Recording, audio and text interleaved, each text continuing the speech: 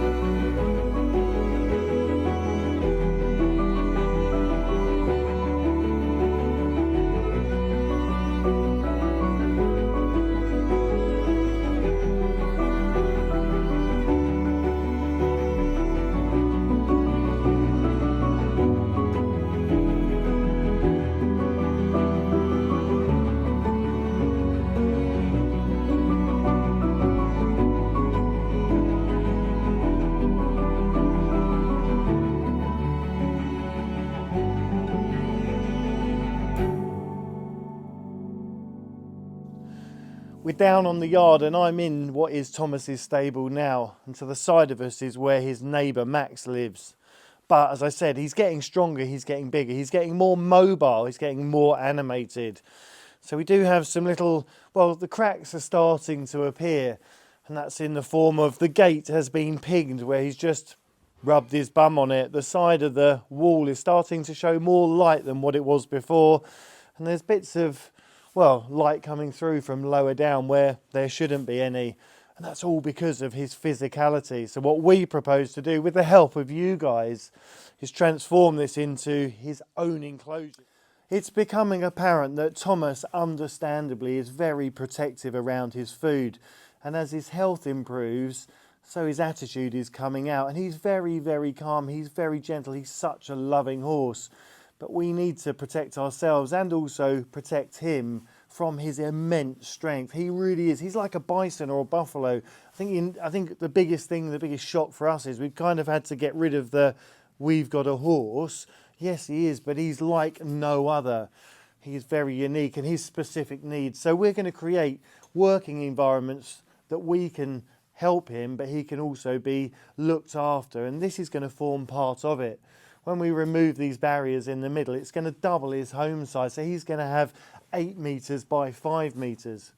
He's also going to have an area out the front, which I'll show you in a minute. But it means we can segregate him. So we won't have the gates here. What we can have is an area that we can move him back into where Jenny is now, or we can put him over this side and we'll have a bar or a rail system. So he can be in here, he can be eating, we can dung out one side, and then we can just reverse it over. He can come in here and it continues. So safety first. Let me show you outside. So this is going to be the outside area from the barn, and with these 2 gates that open up, we need to put some sort of fence, some restraint in front. Have a few posts, nice secure posts. We need to beef up the gates. This is going to be the perfect area for him to be able to stretch his legs. When the land's just too wet, if we've had that continued rain and then it turns out like it does today, but they can't get on the fields, he can come and have a mooch about here. He's got a panoramic view of everything that's going on. He can see right up the drive. He can see Jenny making the feeds, and you can see the others, as with Ginger there, just enjoying the sunshine. So he's really in the hub of it all, but he's going to be safe. So since Twinkle Toes has been with us, things have been moving. You might be able to see the concrete square in front of me. That's where the main beam sits, and there's similarly ones on all the uprights. But in between, the weight, the power has definitely been transferred, and these blocks and other areas are just becoming a little bit weakened. So we need to get on it. We need to shore it all up and give it a, reinforce everywhere where necessary. Make it really safe and secure for him. It's so important.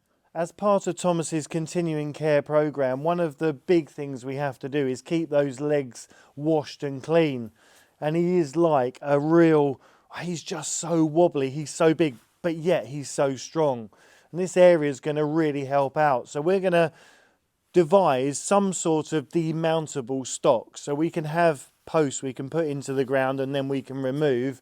But it'll be an area where we can safely wash around his legs. And many of you commented on those videos a few back, or the video when we first rescued him, just how tolerant he was when we were shaving all his mane off and we were doing all his legs. He was so ill. He was on death's door. And yes, he was very tolerant and he was very kind, and he could have even put up a fight then, but it wasn't even on his radar. He was just so grateful to have the care that he was getting.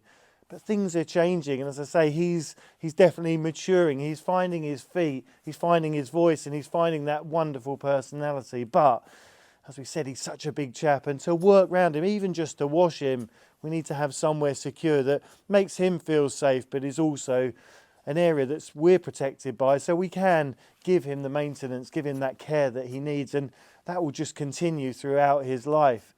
We're putting these steps in for the future. We're going to go back now to where we very first started, up in what is going to be Petra's place. And I'll describe, or try and describe without being too excited, just what's going to happen.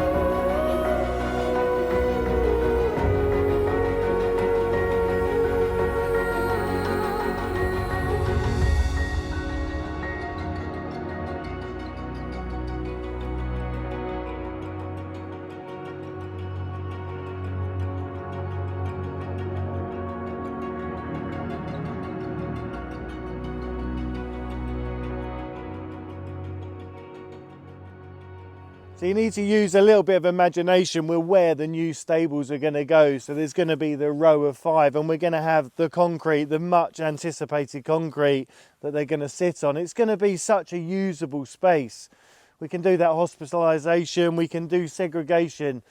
The possibilities are endless. It's so exciting, but just securing the stables, thanks to Petra's promise, and as I said, all those donations, is only the first bit of the jigsaw. The next bit is to be able to do all the groundworks here, to do all the necessary services. We're going to need to bring the electric and water up from the house, and not only do the groundworks here, but do those much needed developments with Thomas's house.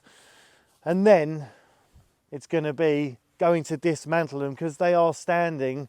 We've got to dismantle them, we've got to transport them, and then we've got to, well, put it all back together here. So it's going to be a challenge. It's going to be such a fantastic journey, and we're looking to you guys to join us on that journey. Melissa's done a great GoFundMe, and thanks to her in the past and to all your donations, the improvements to all the animals here and the lives of everyone here has improved, whether it's Vera, whether it's a new donkey house, whether it's that wonderful field shelter that we brought, and the next one. It just continues to move everything forward, and this is for the horses of, or the animals of the future, the next stage in the legacy of legends for everyone here. So if you can, please help. It'll make the world a difference, and really be great to get this done. We're looking now into the end of December, into the new year. We need to get those stables back. There is a time frame on it. So see what you can do. And on that note, I'm going to say, stay magical. Thank you all so much again for your support. We'll see you next time.